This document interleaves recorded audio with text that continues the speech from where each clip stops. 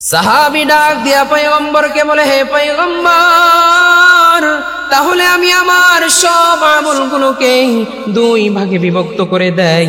এক ভাগে আপনার উপর আমি দরুদ পড়ব, আর অন্য ভাগে অন্য অন্য আমলগুলো করব। পয়গম্বর বলে, মা শিতা ফাইন যিতা ফাহুয়া খায়রুল লাকা, তুমি করতে পারো, তবে যদি তার চেয়ে বেশি করো তুমি লাভবান হয়ে যাবা। উবাই ইবনে কাব ডাক দিয়া বলে, পয়গম্বর, আমি তাহলে গোটা দিনের আমলগুলোকে তিন ভাগে বিভক্ত করে দেয়। দুই ভাগ আপনার উপর আমি দরুদ শরীফ পড়ব, আর এক ভাগ আমি অন্য অন্য আমলগুলো করব। পয়গম্বর বলে, মা শিতা ফাইন যিতা ফাহুয়া খায়রুল লাকা। হযরত উবাই ইবনে কাব বলে, পয়গম্বর, তাহলে আমি 24টা ঘন্টার প্রতি মুহূর্তে আমি আপনার উপর দরুদ পড়ব। সুবহানাল্লাহ।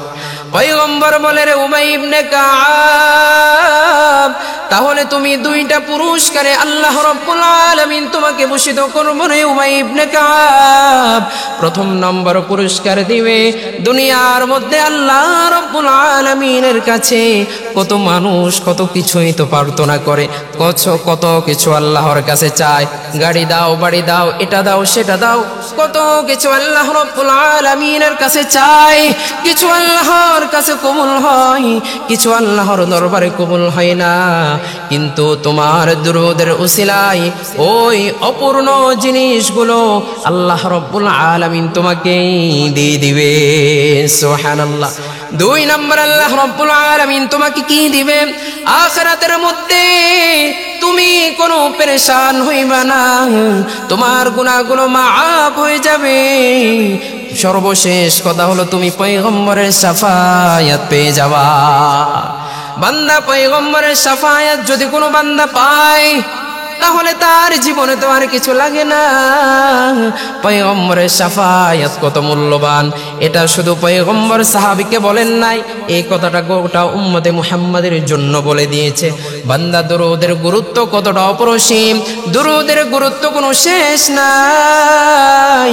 বান্দা, দরুদ পড়বা, দরুদ পড়বা, দরুদ পড়বা, জীবনের সকল সমস্যাগুলো তোমার সমাধান হয়ে যাবে।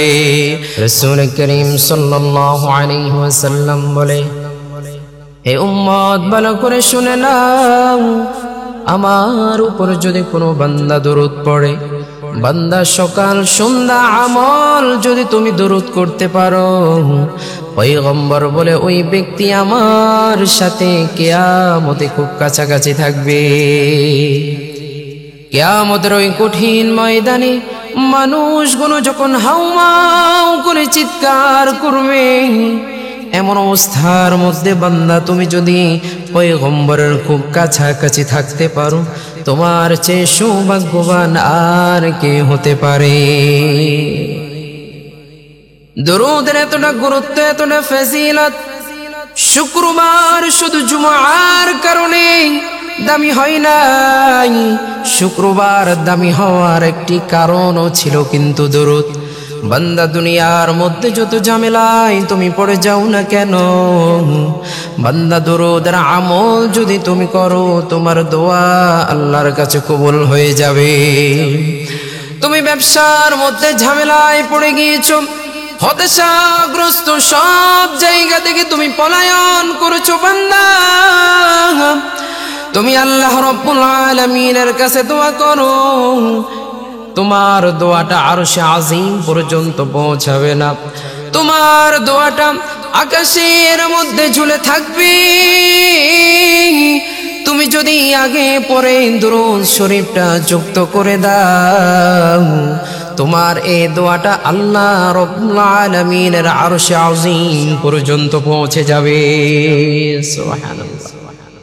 ও বান্দা, দুরূদ শরীফের এতটা গুরুত্ব, এতটা ফজিলত, একটা ফেরেশতা রয়েছে বান্দা, তুমি যখন দরুদ শরীফ পড়বা, তোমার দরুদ শরীফটাকে সুন্দর করে রুমালের মধ্যে পেঁচিয়ে নেয়, রুমালের মধ্যে পেঁচিয়ে তোমার ওই দরুদ শরীফটা রওজায়ে আতহারে নিয়ে যায়।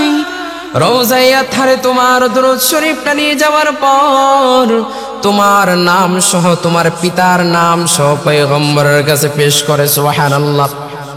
আমার নাম আলাউদ্দিন, বাবার নাম বাহাউদ্দিন। বলবে নবাবগঞ্জ থেকে আপনার কাছে দরুদ প্রেরণ করা হয়েছে পয়গম্বর, আপনার উপর আপনার এই উম্মত দরুদটাকে প্রেরণ করেছে। রাসূল করিম সাল্লাল্লাহু আলাইহি ওয়াসাল্লাম এই দরুদের হাদিয়াটুকু গ্রহণ করে, এই দরুদের হাদিয়াটুকু গ্রহণ করে ওই উম্মতের জন্য দোয়া করতে থাকে বান্দা। তাহলে তুমি বুঝো পয়গম্বর যদি নিজে তোমার জন্য দোয়া করে তাহলে তুমি কতটা সৌভাগ্যবান হয়ে যাবে। সুবহানাল্লাহ। এই জন্য বান্দা দরুদের গুরুত্বের কোনো শেষ নাই। তুমি যত বেশি দরুদ আদায় করবা, যত বেশি দরুদ আদায় করবা বান্দা, ততটাই গুরুত্ব আল্লাহ রাব্বুল আলামিনের কাছে। যত বেশি দরুদ আদায় করবা জীবনটা পরিবর্তন হতে থাকবে বান্দা।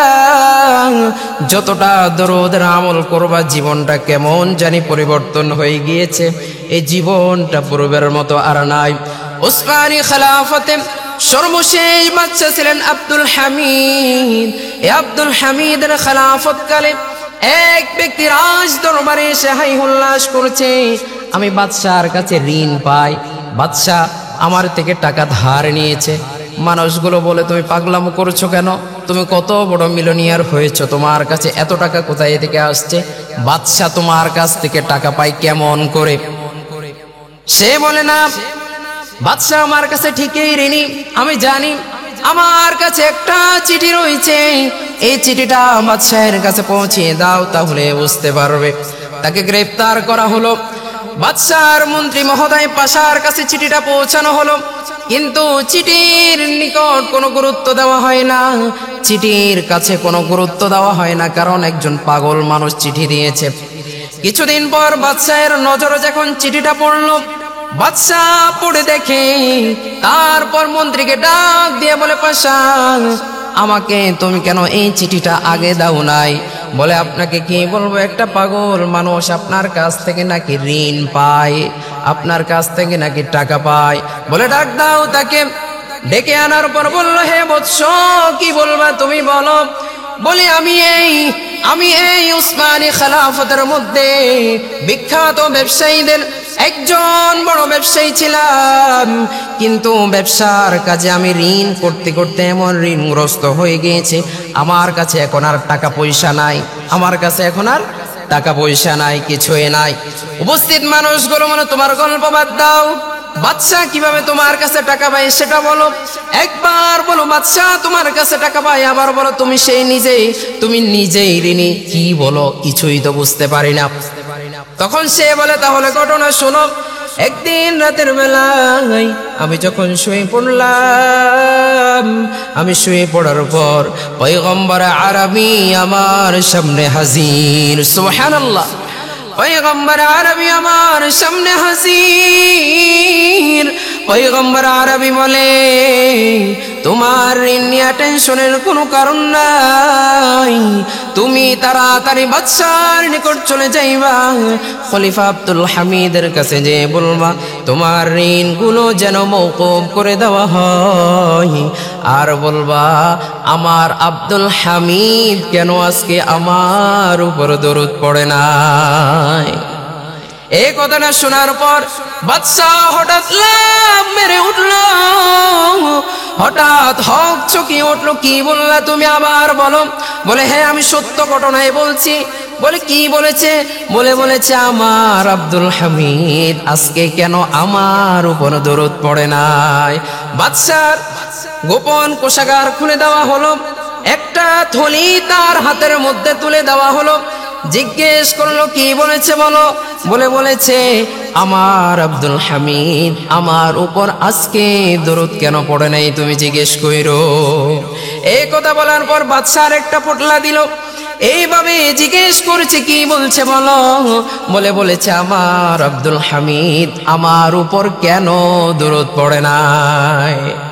এইভাবে দিতে আছে পোটলা অনেকগুলো দেওয়ার পর বাদশার মন্ত্রী পাশা ডাক দিয়ে বলে, তোমার কি এই পয়সাগুলোই ঋণ হবে না? বলে ঢের হবে, অধিক হবে, আদায় হবে মানে। বলে তাহলে চলে যাও। মন্ত্রী ডাক দিয়া বলে জাহাপনা, আপনি তো একের পর এক দিতেই আছেন, এইভাবে দিলে তো আপনার ধন ভান্ডার শেষ হয়ে যাবে। বাদশা বলে তুমি কি বলেছো শুনেছো নাকি? পয়গম্বর আরবি বলেছে আমার আব্দুল হামিদ। পয়গম্বর আমাকে বলেছে আমার আব্দুল হামিদ। পয়গম্বর যদি বলে আমার আব্দুল হামিদ, এই দুনিয়াতে পাওয়ার মতো আমার তো আর কিছুই থাকে না। এটাই আমার জন্য সার্থকতা। আমাকে যদি গোটা দুনিয়াও দিয়ে দিতে বলে আমি এক মুহূর্ত দেরি করব না। বাদশা বলে ঠিক তো তার কথা তো সত্য, আমি অমুক দিন দরুদ পড়তে বলে গিয়েছিলাম, আর পয়গম্বর তাকে বলেছে আমার উপর কেন তুমি দরুদ পড়ো নাই? এই জন্য বান্দা, এই জন্য দরুদের এতটা গুরুত্ব, এতটা ফজিলত। হযরত উবাই ইবনে কাব রাদিয়াল্লাহু তাআলা আনহু, তিরমিজির মধ্যে হাদিস এসেছে, আল্লাহর পয়গম্বরকে জিজ্ঞাসা করে, পয়গম্বর আমি তো সকাল সন্ধ্যা আপনার উপর দরুদ পড়ি, আপনার উপর আমি তো খুব বেশি দরুদ পড়ি রে পয়গম্বর, দয়া করে বলবেন এই দরুদের সময় সীমা কতটুকু, কতটুকু আপনার উপর আমি দরুদ পড়ব রে পয়গম্বর, কতটুকু আপনার উপর দরুদ পড়লে আপনি সন্তুষ্ট হবেন? পয়গম্বর বলে তুমি পড়তেই থাকো। সাহাবী আবার ডাক দিয়া বলে পয়গম্বর আমি যদি আপনার উপর আমায় যে সারাদিন আমল করি, আল্লাহ রাব্বুল আলামিনের কাছে আমি প্রার্থনা করি, এই প্রার্থনাগুলো আমি 4 ভাগে বিভক্ত করে দিলাম। 1 ভাগ আমি আপনার উপর দরুদ পড়ব, আর 3 ভাগে আমি অন্য অন্য আমলগুলো করব। পয়গম্বর বলে মা শিতা ফাইন যিতা ফাহুয়া খায়রুল লাকা, তুমি করতে পারো, তবে তার চেয়ে যদি বেশি দরুদ আদায় করো তুমি ঠকবা না, তুমি সামর্থ্যবান, তুমি ভালো মানুষদের অন্তর্ভুক্ত হয়ে যাইবা, তুমি লাভবানদের অন্তর্ভুক্ত হয়ে যাইবা। সাহাবী ডাক দিয়া পয়গম্বরকে বলে হে পয়গম্বর তাহলে আমি আমার সব আমলগুলোকে 2 ভাগে বিভক্ত করে দেই। 1 ভাগে আপনার উপর আমি দরুদ পড়ব, আর অন্য ভাগে অন্য অন্য আমলগুলো করব। পয়গম্বর বলে মা শিতা ফাইন যিতা ফাহুয়া খায়রুল লাকা, তুমি করতে পারো, তবে যদি তার চেয়ে বেশি করো তুমি লাভবান হয়ে যাবা। উবাই ইবনে কাব ডাক দিয়া বলে পয়গম্বর আমি তাহলে গোটা দিনের আমলগুলোকে 3 ভাগে বিভক্ত করে দেই। 2 ভাগ আপনার উপর আমি দরুদ শরীফ পড়ব, আর 1 ভাগ আমি অন্য অন্য আমলগুলো করব। পয়গম্বর বলে মা শিতা ফাইন যিতা ফাহুয়া খায়রুল লাকা।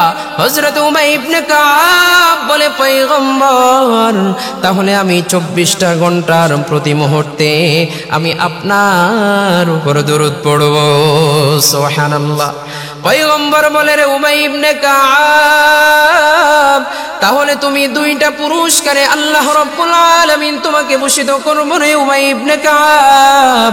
1 নম্বর পুরস্কার দিবে, দুনিয়ার মধ্যে আল্লাহ রাব্বুল আলামিনের কাছে কত মানুষ কত কিছুই তো প্রার্থনা করে, কত কিছু আল্লাহর কাছে চায়, গাড়ি দাও, বাড়ি দাও, এটা দাও, সেটা দাও, কত কিছু আল্লাহ রাব্বুল আলামিনের কাছে চায়।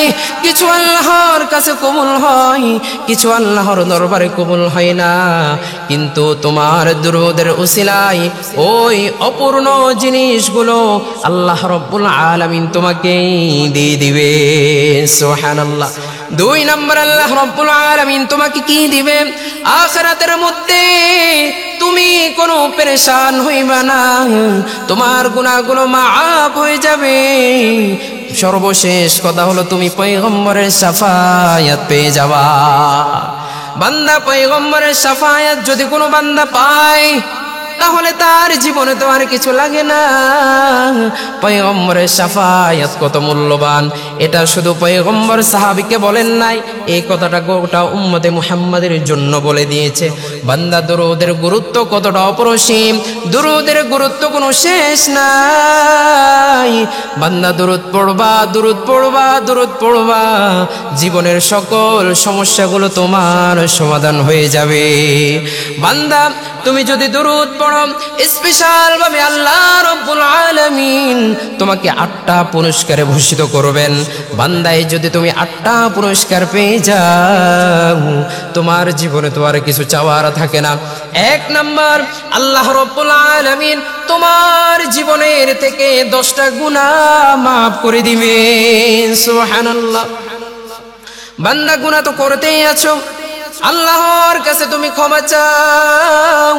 আল্লাহ রাব্বুল আলামিন তোমার গুনাহ ক্ষমা করেন কিনা তুমি কখনো জানো না, কিন্তু বান্দা তুমি যদি দরুদ আদায় করো, আল্লাহ রাব্বুল আলামিন তোমার থেকে 10টা গুনাহ মাফ করে দিবে। 2 নাম্বার, আল্লাহ রাব্বুল আলামিন তোমার উপর 10টা রহমত নাজিল করবে। তোমার উপর আল্লাহ রাব্বুল আলামিন স্পেশালি 10টা রহমত নাজিল করে দিবে। 3 নাম্বার, আল্লাহ রাব্বুল আলামিন তোমার 10 গুণ মর্যাদাকে বৃদ্ধি করে দিবে। বান্দা এক একটা মর্যাদার সমপরিমাণ কতটুকু? পয়গম্বর বলে বাইনাস সামাই ওয়াল আরদ, আসমান জমিনের মধ্যে যতটুকু প্রশস্ত জায়গা রয়েছে, বান্দা এক একটা গুণ মর্যাদার পরিমাণ অতটুকু। বান্দা তুমি যদি সারা দিন দরুদ আদায় করতে থাকো, একবার ভেবে দেখো তোমার মর্যাদা কোন লেভেলে পৌঁছে যাবে। 4 নাম্বার, আল্লাহ রাব্বুল আলামিনের পয়গম্বর বলে 4 নাম্বার মর্যাদা হলো আল্লাহ রাব্বুল আলামিন ফেরেশতাদের মাধ্যমে তোমার জন্য দোয়া করাবে। 5 নাম্বার হলো তোমার পিতা মাতার নাম সহ, তোমার পিতার নাম সহ, এলাকার নাম সহ পয়গম্বরের নিকট তোমার দরুদ হাদিয়া পাঠানো হবে। আর পয়গম্বর সাল্লাল্লাহু আলাইহি ওয়াসাল্লাম তোমার দরুদ দেখে 6 নাম্বার হলো তোমার দরুদ পয়গম্বর দেখে তোমার জন্য পয়গম্বর নিজেই দোয়া করবে। সুবহানাল্লাহ। 7 নাম্বার হলো দুনিয়ার মধ্যে যত পেরেশানি তোমার রয়েছে, আল্লাহ রাব্বুল আলামিন তোমার সকল পেরেশানিকে দূরীভূত করে দিবে। 8 নাম্বার হলো কিয়ামতের মাঠে মানুষ যখন হাউমাউ করে কাঁদবে, এমন অবস্থার মধ্যে তুমি শাফায়াত পেয়ে যাবা পয়গম্বরের। সুবহানাল্লাহ। এর চেয়ে বড় আর কি হতে পারে? বান্দা তুমি যদি পয়গম্বরের শাফায়াত পেয়ে যাও, কিয়ামতের বিভীষিকাময় অবস্থার মধ্যে পয়গম্বর যদি তোমার জন্য শাফায়াত করে দেয়, তোমার এর চেয়ে বড় চাওয়া বড় পাওয়া আর কিছুই তো হতে পারে না। সুবহানাল্লাহ।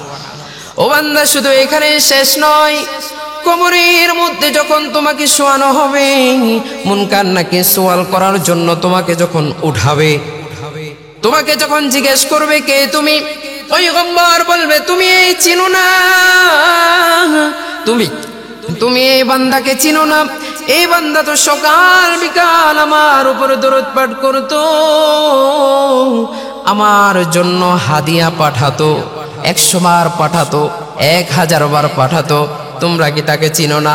একবার ভেবে দেখো মুসলমান, পয়গম্বর যদি নিজেই বলে তোমরা কি তাকে চিনো না, তার মানে পয়গম্বর তাকে চিনে।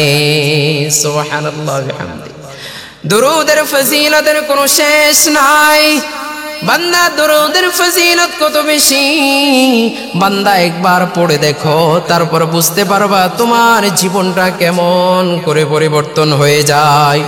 ইবনে তাইমিয়া বলে, যে ব্যক্তি দৈনিক 1000 বার দরুদ শরীফ পড়বে, আল্লাহ রাব্বুল আলামিন দুনিয়াতে জান্নাত না দেখাইয়া তাকে কবরে নিবে না। সুবহানাল্লাহ ওয়া বিহামদিহি। এই জন্য দরুদের গুরুত্ব অপরিসীম। বান্দা, তুমি যদি দরুদ নিয়ে গুরুত্ব দাও, জীবনটা কেমন করে পরিবর্তন হয়ে যাবে তুমি জানো না। বান্দা, তুমি বিপদে পড়েছো, সমস্যার মধ্যে পড়ে গিয়েছো, ঝামেলার মধ্যে পড়ে গিয়েছো, আল্লাহর দরবারে 2 কানা হাত তোলার পূর্বে পয়গম্বরের উপর তুমি হাদিয়া পাঠাও। পয়গম্বর সাল্লাল্লাহু আলাইহি ওয়াসাল্লামের উপর হাদিয়া পাঠানোর কারণে আল্লাহ রাব্বুল আলামিন তোমার দোয়াটা দ্রুত কবুল করে নেবে। এই জন্য বান্দা, এখন থেকে তুমি নিয়ত করতে থাকো, আমি যাহাই করব, যেই কাজ করব, আমি দরুদ শরীফ পড়ব। মুয়াজ্জিন আজান দিয়েছে, আজান শেষ হওয়ার পর দরুদ শরীফ পড়বা। তারপরে তুমি দোয়া পড়বা। প্রতিটি কাজের প্রতিটি মুহূর্তে বান্দা তুমি যদি দরুদের উপর আমল করতে পারো, বান্দা তোমার জীবনটা কেমন করে পরিবর্তন হয়ে যাবে তুমি কখনো গোল কিনারাও খুঁজে পাইবা না। এই জন্য বান্দা আজ থেকে আমরা সকলে নিয়ত করব, আমরা সব সময় দরুদের উপর আমল করব, সকাল সন্ধ্যা দরুদ পাঠ করব, কম পক্ষে না হলেও একদিনে 300 400 500 বার হলেও কম পক্ষে দরুদ পড়ব। বলতে পারেন এত লম্বা দরুদ কেমন করে পড়ব? সমস্যা নাই, ছোট দরুদ রয়েছে, ছোট দরুদ আদায় করতে পারি আমরা। সাল্লাল্লাহু আলাইহি ওয়াসাল্লাম, সাল্লাল্লাহু আলাইহি ওয়াসাল্লাম, এইভাবে যদি পড়তে থাকো 1000 বার পড়তে বেশি সময় লাগে না, মাত্র 20-25 মিনিট লাগে। পড়তে পারো, অফিস টাইম একটু ব্রেক দিয়েছে, পড়তে পারো সাল্লাল্লাহু আলাইহি ওয়াসাল্লাম, সাল্লাল্লাহু আলাইহি ওয়াসাল্লাম। কি অভূতপূর্ব ভাবে জীবনটা পরিবর্তন হয়ে যাবে, কখনো কল্পনাও করতে পারবো না। জীবন পরিবর্তন হবেই, জীবনটা সুন্দর হবে, সুখময় হবে। ঝামেলার মধ্যে পড়ে গিয়েছো তো পয়গম্বরের উপর দরুদ পড়ো সাল্লাল্লাহু আলাইহি ওয়াসাল্লাম, জীবনটা পরিবর্তন হয়ে যাবে। আল্লাহ রাব্বুল আলামিন আমাদের সকলকে দরুদের উপর আমল করার তৌফিক দান করেন। সকলে বলে আমিন।